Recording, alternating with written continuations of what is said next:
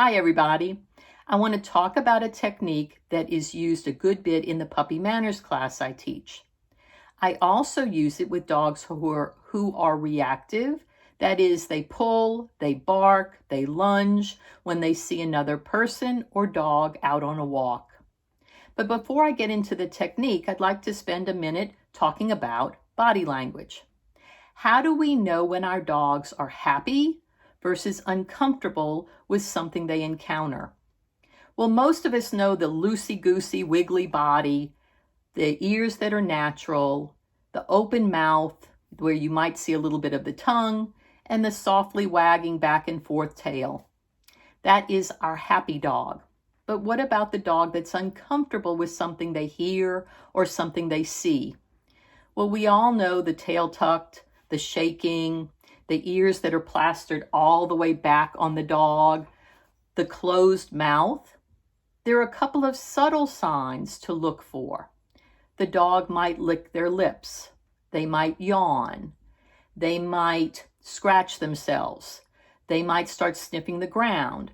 But more often than not, they show avoidance, where they turn their head away. They walk away from you. They completely avoid what you are doing. So that's important to think about as we go through the technique. You want to look for those signs that your dog is giving you physically that lets you know they are happy with what you are doing versus they're uncomfortable with what you are doing. So the technique is called counter conditioning. And what do we mean by that? We are going to associate something the dog is uncomfortable with or afraid of, and that could be a sound that they hear or something they see. We're going to associate those things with high-value food so that through repetition, that scary thing, as we like to call anything the dog is nervous about or afraid of, that scary thing is going to predict the high-value, yummy food, and through repetition, the dog is no longer afraid or uncomfortable, but rather is really happy to see that thing or object, happy to hear that sound. So it is a very tried out procedure that has been used for a number of years. It works. There are a couple of problems with it in terms of how we use the technique. And I should say they're problems for us, not for the technique. We tend to not think about the order of events. That is the most important part to this technique. That scary thing has to come first. So the dog has to see, maybe it is a vacuum cleaner.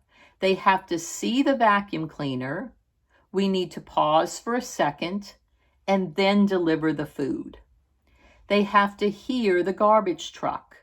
Pause for a second and then we deliver the food. Remember, the scary thing predicts the high-value food. So in order for the predictive value to be there, the scary thing has to come first. It is most important. And it does not work. We know from science, which as you know is my bias, we know from science that if you present the food at the same time they see or hear the scary thing, there's no predictive value, and their emotional association, that negative feeling they have, fear, uncomfortableness, being afraid, does not change. So order of events is important. The second thing that is most important is we cannot increase the volume of the sound or decrease the distance to that scary object until our dog is happy to hear it or happy to see it. And that goes back to where I started talking about body language. So you really need to invest some time in getting to know your dog's body language, so that you will not increase the volume of the sound or decrease the distance until your dog is going, yay, I hear it, I see it, I'm going to get food. because remember, the repetition has led to the predictive value of the scary thing, then the food, and you are limiting the increase in the volume or the decrease in the distance until your dog is happy to see it or happy to hear it. So what can we use for high value food? One of my favorites has been just the Gerber baby food.